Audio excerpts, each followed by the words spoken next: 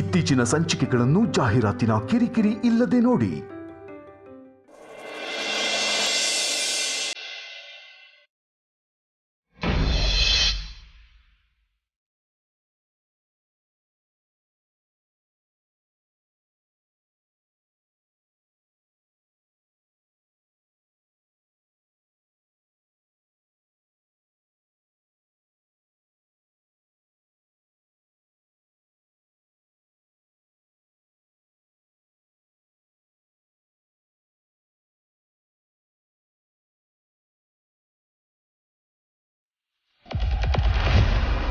Hello ಧ್ರುವ, ಹೇಗಿದೆಯಾ? ನಿನ್ನನ್ನು ನೋಡಿದ್ರೆ ಗೊತ್ತಾಗತ್ತೆ ನಿನ್ನ ಫ್ಯಾಮಿಲಿಯವರು ನಿನ್ನನ್ನು ಎಷ್ಟು ಚೆನ್ನಾಗಿ ನೋಡ್ಕೊತಾ ಇದ್ದಾರಂತ. ಧ್ರುವ, ಇವತ್ತು ನಾನು ಏನಕ್ಕೆ ಬಂದಿದ್ದೀನಿ ಹೇಳು? ನಿನ್ನನ್ನು ಮುಗಿಸೋಕ್ಕೆ. ಆ ದಿನ ನೀನು ಆಕ್ಸಿಡೆಂಟಲ್ಲೇ ಹೋಗಬೇಕಾಗಿತ್ತು. ನಿನ್ನ ಅದೃಷ್ಟ ಚೆನ್ನಾಗಿತ್ತು, ಅದಕ್ಕೆ ಬದುಕಿದೆ. ಆದರೆ ಇವತ್ತು ಮಾತ್ರ ನೀನು ತಪ್ಪಿಸ್ಕೊಳ್ಳೋಕ್ಕಾಗಲ್ಲ. ನಿನಗೆ ಒಂದು ಗತಿ ಕಾಣಿಸಿದ ಮೇಲೇ ಇಲ್ಲಿಂದ ಹೋಗೋದು.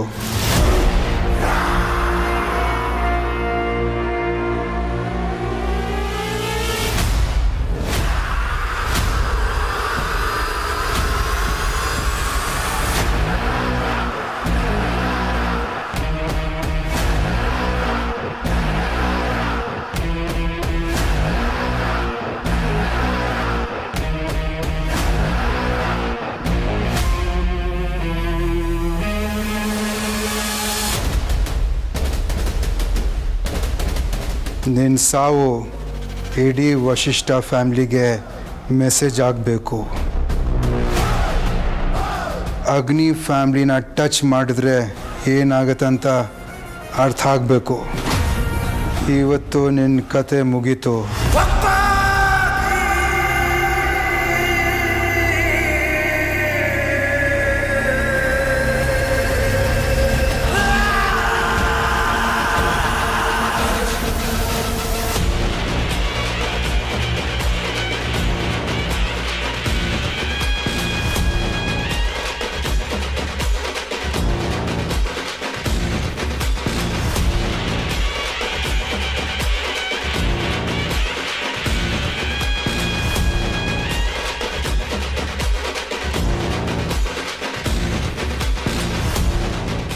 ಇವತ್ತು ಯಾಕೋ ನನ್ನ ಮನಸ್ಸಿಗೆ ತುಂಬಾ ಕಸಿಬಿಸಿ ಅನಿಸ್ತಾ ಇದೆ, ಸಂಕಟ ಆಗ್ತಾ ಇದೆ.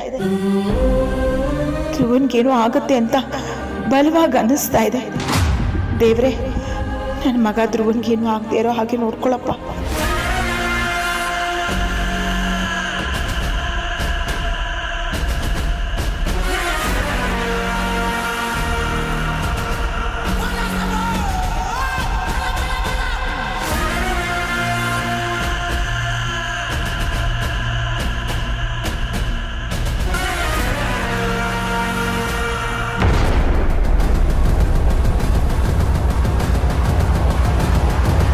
ಸರಿ ಸರ್, ಥ್ಯಾಂಕ್ ಯು.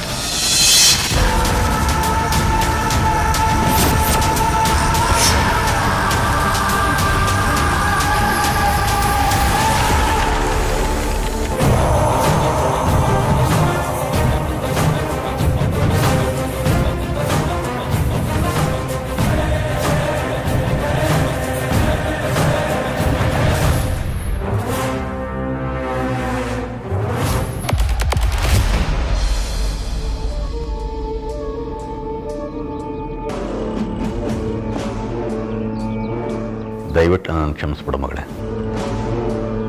ಒಬ್ಬ ತಂದೆಯಾಗಿ ನಾನು ನಿನಗೆ ಅನ್ಯಾಯ ಮಾಡ್ತಾ ಇದ್ದೀನಿ ಅಂತ ಅಂದ್ಕೋಬೇಡ. ಆದರೆ ನನಗೆ ಬೇರೆ ವಿಧಿ ಇಲ್ಲ. ಅವನು ನನ್ನನ್ನು ಸಾಯಿಸ್ತೀನಿ, ನಿನ್ನನ್ನು ಕಿಡ್ನ್ಯಾಪ್ ಮಾಡ್ತೀನಿ ಅಂತ ಹೆದರಿಸ್ದ. ನಾನು ನನಗೋಸ್ಕರ ಈ ನಿರ್ಧಾರ ಮಾಡ್ತಾ ಇಲ್ಲ.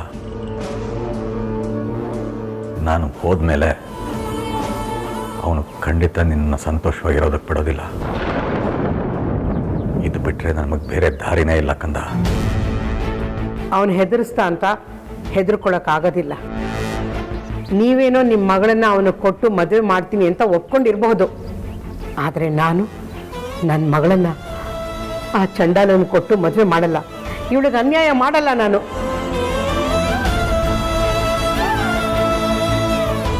ಅದಿತಿ, ನೀನು ಈಗಲೇ ಹಿತ್ತಲ ಬಾಗಿಲಿಂದ ನಿಮ್ಮ ಅಕ್ಕನ ಮನೆಗೆ ಓಡೋಟೋಗು. ಮಿಕ್ಕಿದ್ದೆಲ್ಲ ಅವರೇ ನೋಡ್ಕೋತಾರೆ.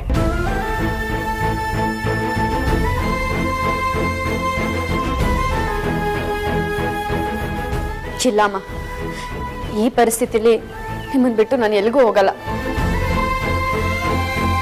ಒಂದ್ ವೇಳೆ ಹೋದ್ರು ನಾನು ನಿಮ್ಗೆಲ್ಲ ಮೋಸ ಮಾಡ್ದಾಗ ಆಗುತ್ತೆ. ಇಲ್ಲ ಅದಿತಿ, ಇದು ನಿನ್ನ ಜೀವನದ ಪ್ರಶ್ನೆ. ಮೊದಲು ನೀನು ಇಲ್ಲಿಂದ ಹೊರಡು, ಮಿಕ್ಕಿದನ್ನೆಲ್ಲ ನಾನು ನಿಭಾಯಿಸ್ಕೋತೀನಿ. ಹೋಗ್ಬೋದಮ್ಮ, ಆದ್ರೆ ನೀವು ನೆಮ್ಮದಿಯಿಂದ ಇರೋದಕ್ಕಾಗುತ್ತಾ? ಅಮ್ಮ ಹೇಳ್ತಾರದು ಸರಿಯಾಗೇ ಇದೆಯಮ್ಮ. ನೀನು ಈಗಲೇ ವೇದಾಂತ್ ಮನೆಗೆ ಹೋಗೋದು ಒಳ್ಳೇದು. ನೋಡೋದಿತಿ, ನೀನು ಈ ಮನೆ ಹಾಳನ್ನ ಮದುವೆ ಮಾಡ್ಕೊಳ್ಳೋದಕ್ಕಿಂತ ಮೊದಲು ಇಲ್ಲಿಂದ ತಪ್ಪಿಸ್ಕೊಂಡು ಓಡೋಟೋಗು. ಆ ಕೆಲಸ ಮಾಡು, ಹೊರಡು. ಹೌದಮ್ಮ, ನೀನು ಇಲ್ಲೇ ಇದ್ರೆ ಎಡವಟ್ಟಾಗತ್ತೆ. ದಯವಿಟ್ಟು ಬೇಗ ಹೊರಡು. ಅಪ್ಪ, ನೀವೇನು ತಲೆ ಕೆಡ್ಸ್ಕೋಬೇಡಿ ಅಪ್ಪ. ಇದು ಮದುವೆ ಅಲ್ಲ, ನಿಶ್ಚಿತಾರ್ಥ. ಒಂದು ಬರೀ ಡೇಟ್ ಫಿಕ್ಸ್ ಮಾಡಿ ತಾಂಬೂಲ ಬದಲಾಯಿಸ್ಕೊಂಡು ಬಂದಿದ್ದಾನಷ್ಟೇ. ನೀವೀಗ ಈ ಶಾಸ್ತ್ರನ ಮಾಡಿ ಮುಂದೆ ಏನು ಮಾಡಬೇಕು ಅಂತ ನಾವು ಯೋಚನೆ ಮಾಡೋಣ ಅಪ್ಪ. ಆದಿತ್ಯ ಹೇಳ್ತಾ ಇರೋದು ಸರಿಯಾಗೇ ಇದೆ ಪ್ರೀ. ಬೀಸೋದು ಉಣ್ಣೆಯಿಂದ ತಪ್ಪಿಸ್ಕೊಂಡ್ರೆ 100 ವರ್ಷ ಆಯ್ಸಂತೆ. ಮುಂದೆ ಏನು ಬೇಕಾದರೂ ಮಾಡಬಹುದು. ಸುಮ್ಮನೆ ಒಪ್ಕೊಳ್ಳೋಣ.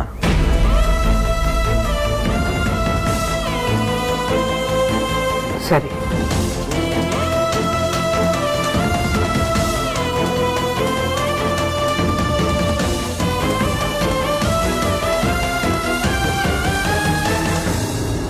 ನೀವು ಇಲ್ಲೇನು ಮಾಡ್ತಿದ್ದೀರಾ?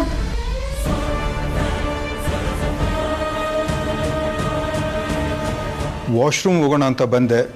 ಇವ್ರು ನಾನು ನೋಡಿದೆ, ಒಂದು ಸತಿ ಮಾತಾಡ್ಬಿಟ್ಟು ಹೋಗೋಣ ಅಂತ.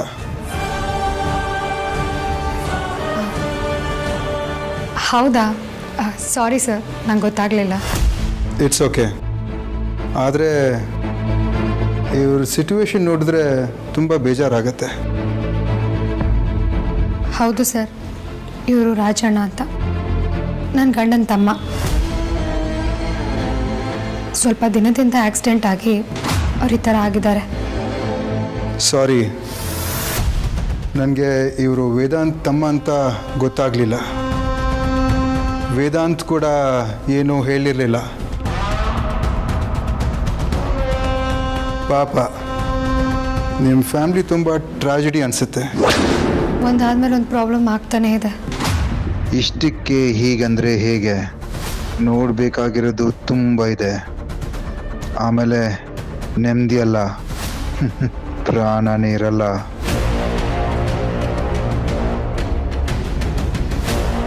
ಸರಿ, ನಾನು ಬರ್ತೀನಿ.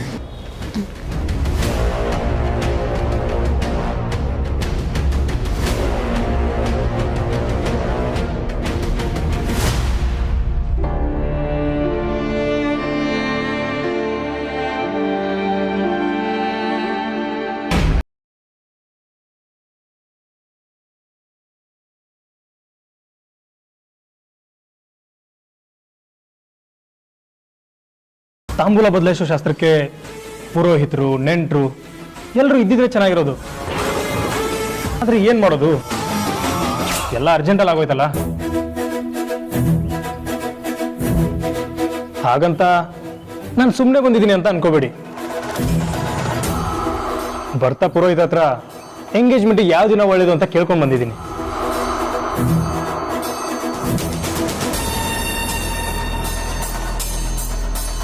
ಬರೋ ತಿಂಗಳು 12ನೇ ತಾರೀಕು ಒಳ್ಳೆ ದಿನ ಇದೆಯಂತೆ.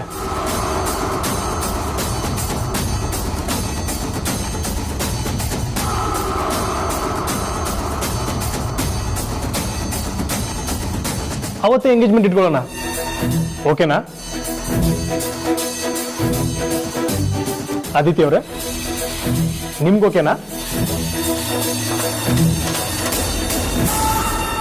ಏನ್ ಮಾವ ಇದು, ನಿಮ್ಮ ಮಗಳು ಮಾತಾಡೋದೇ ಇಲ್ಲ.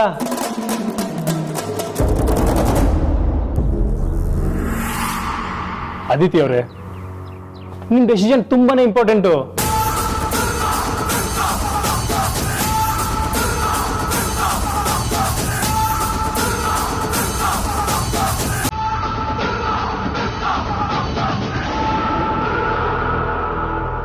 ಮಾವ ನಿಮ್ಗೆ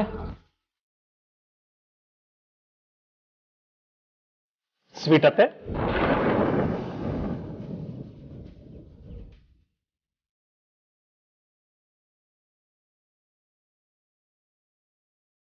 ಸರಿ, ಹಾಗಿದ್ರೆ ಪೇಪರಲ್ಲಿರೋದು ಓದ್ಬಿಡ್ತೀನಿ. ಬರೋ ತಿಂಗಳು 12ನೇ ತಾರೀಕು ಬುಧವಾರ ಶ್ರೀ ಮಂಜುನಾಥ್ ಹಾಗೂ ಶ್ರೀಮತಿ ಪರಿಮಳಾ ಅವರ ತೃತೀಯ ಪುತ್ರಿ ಚಿರಂಜೀವಿ ಕುಂಕುಮ ಸೌಭಾಗ್ಯವತಿ ಅದಿತಿ ಅವರಿಗೂ ಹಾಗೂ ಬೆಟ್ಟಪ್ಪ ಅವರ ದ್ವಿತೀಯ ಪುತ್ರ ತೇಜಸ್ ಅವರಿಗೂ ನಿಶ್ಚಿತಾರ್ಥ ನಿಗದಿಪಡಿಸಲಾಗಿದೆ.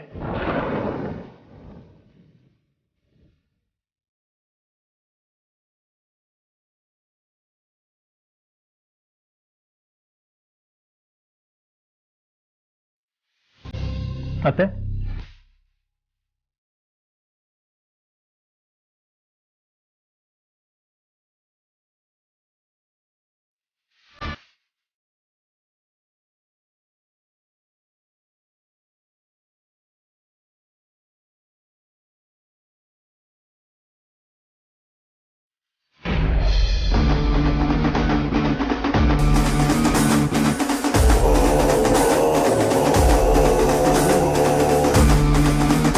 ರೀ,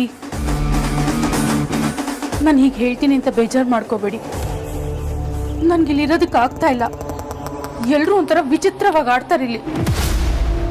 ಬೇಕಾದ್ರೆ ಯಾರ ಕಾಟನ ಬೇಕಾದರೂ ಸಹಿಸ್ಕೊಳ್ತೀನಿ. ಆ ಮುದುಕಿ ಕೊಡೋ ಟಾರ್ಚರ್ ಮಾತ್ರ ನನ್ನ ಕೈಲಿ ಸಹಿಸ್ಕೊಳಕ್ಕಾಗ್ತಿಲ್ಲ. ಒಂದೊಂದು ನಿಮಿಷನೂ ಉಸಿರು ಕಟ್ಟಾಗತ್ತೆ. ನನಗೆ ನಿನ್ನ ಪ್ರಾಬ್ಲಮ್ ಅರ್ಥ ಆಗತ್ತೆ. ಸ್ವಲ್ಪ ತಾಳ್ಮೆಯಿಂದ ಇರೋ, ಆಮೇಲೆ ಎಲ್ರೂ ಮುಗಿಸ್ತೀನಿ. ಅದಾದ್ಮೇಲೆ ಅವರ ಆಸ್ತಿ ನಮಗೇನೆ ಬರುತ್ತೆ. ಆವಾಗ ನಾವು ಆರಾಮಾಗಿರ್ಬೋದು. ಬೇಕಿದ್ರೆ ಇದೇ ಮನೆಯಲ್ಲಿ ಇರ್ಬೋದು. ಸರಿ, ನಾನೀಗ ಬರ್ತೀನಿ. ಹುಷಾರು.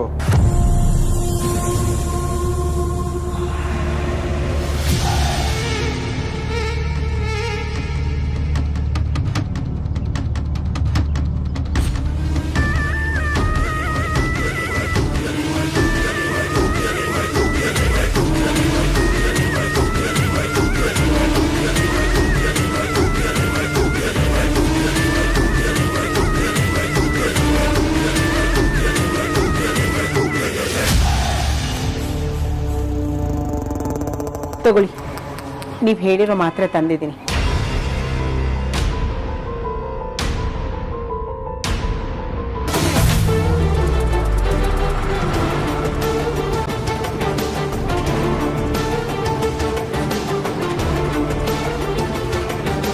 ಅಲ್ಲ, ಮಾತ್ರೆ ಯಾಕೆ ಬಿಸಾಕಿದ್ರಿ? ನೀನು ಇವಾಗ ತಗೊಂಡು ಬಂದ್ರೆ ಇನ್ನೇನು ಮಾಡಲಿ? ಅಲ್ಲ, ಹಾಗಂತ ಬಿಸಾಕೋದಾ? ನಾನು ಎಷ್ಟು ದೂರದಿಂದ ಆ ಮಾತ್ರೆಗಳನ್ನ ತಗೊಂಡ್ಬಂದಿದ್ದೀನಿ ಅಂತ ನಿಮಗೆ ಗೊತ್ತಲ್ಲ. ನಾನು ಆಲ್ರೆಡಿ ಮಾತ್ರೆ ತರಿಸ್ಕೊಂಡು ನುಂಗಿದ್ದೀನಿ. ಬೇಕಾದ್ರೆ ನೀನೇ ತಿನ್ನು.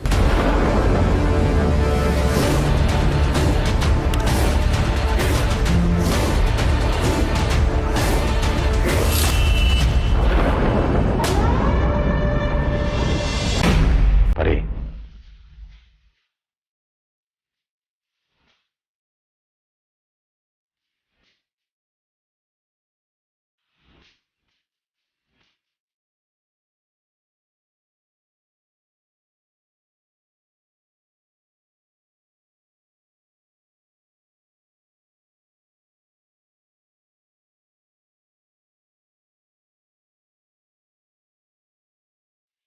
ಥ್ಯಾಂಕ್ ಯು ಮಾವ.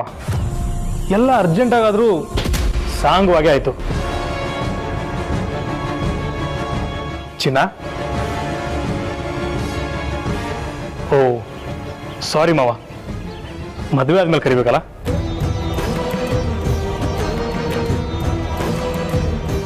ಅದಿತಿ ಅವರೇ, ಇನ್ಮೇಲೆ ಆಚೆ ಎಲ್ಲ ಓಡಾಡಕ್ಕೆ ಹೋಗಬೇಡಿ.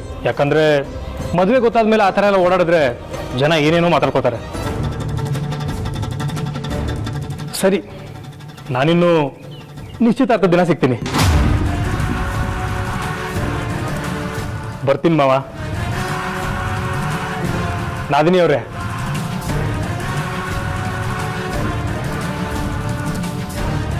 ಅತ್ತೆ ಸಾರಿ ಅತ್ತೆ, ನಿಮ್ಮನ್ನು ಜಾಸ್ತಿ ಮಾತಾಡ್ಸಿಲ್ಲ ಅಂತ ಬೇಜಾರು ಮಾಡ್ಕೋಬೇಡಿ. ಎಷ್ಟೇ ಆದರೂ ನೀವು ನನ್ನ ಸ್ವೀಟ್ ಅತ್ತೆ ಅಲ್ವಾ.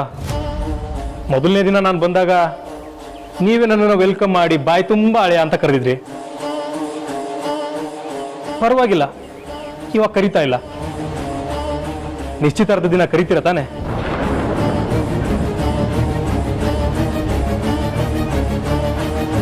ಬರ್ತೀನಿ ಮಾವ.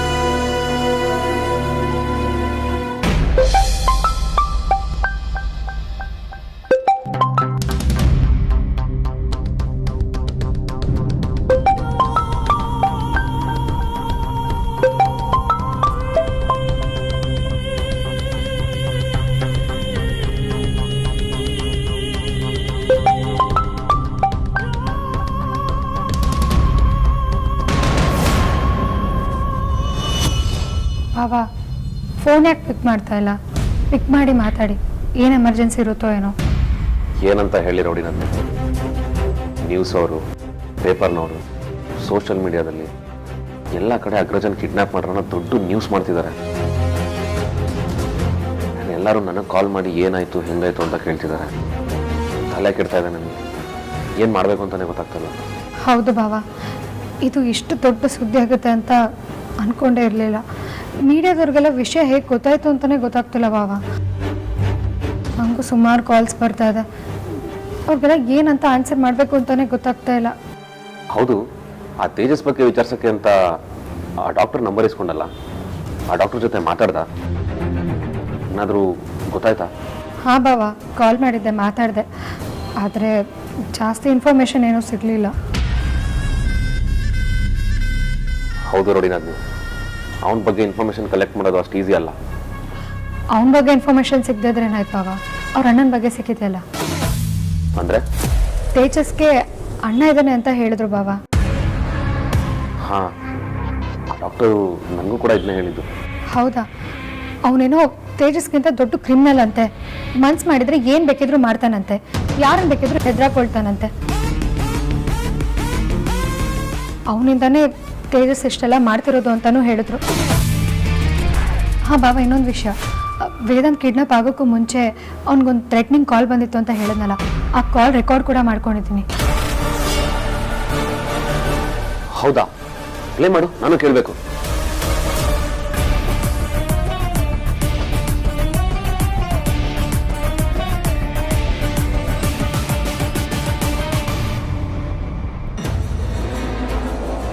ಬರೀ ನಿನ್ನನ್ನಲ್ಲ, ನಿನ್ ಜೊತೆ ಇರೋ ಎಲ್ಲ ಸಾಯಿಸ್ತೀನಿ. ಇವಾಗ ಇರ್ಬೋದು, ಆದ್ರೆ ಫೈನಲ್ ಆಟ ನಂದೇ. ನಿನ್ ತಮ್ಮ ಧ್ರುವನ್ ಆಕ್ಸಿಡೆಂಟ್ ಮಾಡಿಸಿರೋದು ನಾನೇನೆ. ಮೊದಲು ನಿನ್ ತಮ್ಮ ಧ್ರುವನ್, ಆಮೇಲೆ ವಿಕ್ರಾಂತ್, ಆದ್ಯ, ಆಮೇಲೆ ನಿನ್ ಕೊನೆಯಲ್ಲಿ ನೀನು. ಇದು ನಿಮ್ಮ ಯಜಮಾನ್ರ ವಯಸ್ಸಲ್ವಾ? ಅಯ್ಯೋ ದೇವ್ರೆ, ಈಗೇನು ಮಾಡೋದು? ಅವ್ರಿಗೇನಾದರೂ ಗೊತ್ತಾಗ್ಬಿಟ್ರೆ? ನೋಡಿ ನಂದಿನಿ, ನಾನು ಈ ವಾಯ್ಸ್ನ ಎಲ್ಲೋ ಕೇಳಿದ್ದೀನಿ ಅನಿಸ್ತಿದೆ.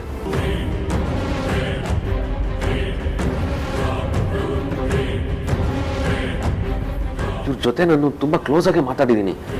ಎಲ್ಲಿ ಮಾತಾಡಿದ್ದೀನಿ, ಯಾವಾಗ ಮಾತಾಡಿದ್ದೀನಿ ಅಂತ ಗೊತ್ತಾಗ್ತಾ ಇಲ್ಲ. ಅಲ್ವಾ? ಈಗ ನನಗೂ ಹಾಗೆ ಅನಿಸ್ತಿದೆ. ಇವತ್ತು ಬೇರೆ ಯಜಮಾನ್ರು ಇವ್ರ ಹತ್ರ ತುಂಬ ಹೊತ್ತು ಮಾತಾಡಿದ್ದಾರೆ. ಇವಳು ಬೇರೆ ಅವ್ರು ಮಾತಾಡಿರೋದನ್ನ ರೆಕಾರ್ಡ್ ಮಾಡ್ಕೊಂಡಿದ್ದಾಳೆ.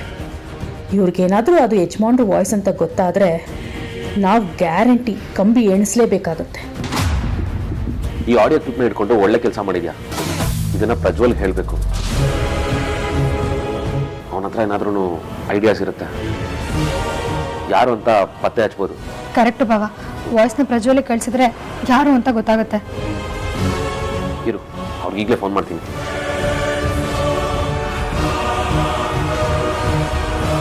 ಪ್ರಜ್ವಲ್ ಎಲ್ಲಿದ್ದೀರಾ? ಸ್ವಲ್ಪ ಅರ್ಜೆಂಟಾಗಿ ಬರೋಕ್ಕಾಗುತ್ತಾ? ಓಕೆ, ಬರ್ತೀನಿ ಅಂದ. ಅವ್ನು ಬರೋದ್ರೊಳಗಡೆ ಏನಾದರೂ ಮಾಡಬೇಕು, ಇಲ್ಲ ಅಂದರೆ ನಮ್ಮ ಯಜಮಾನ್ರು ವಾಯ್ಸ್ ಅಂತ ಕಂಡು ಹಿಡಿದು ಬಿಡ್ತಾರೆ.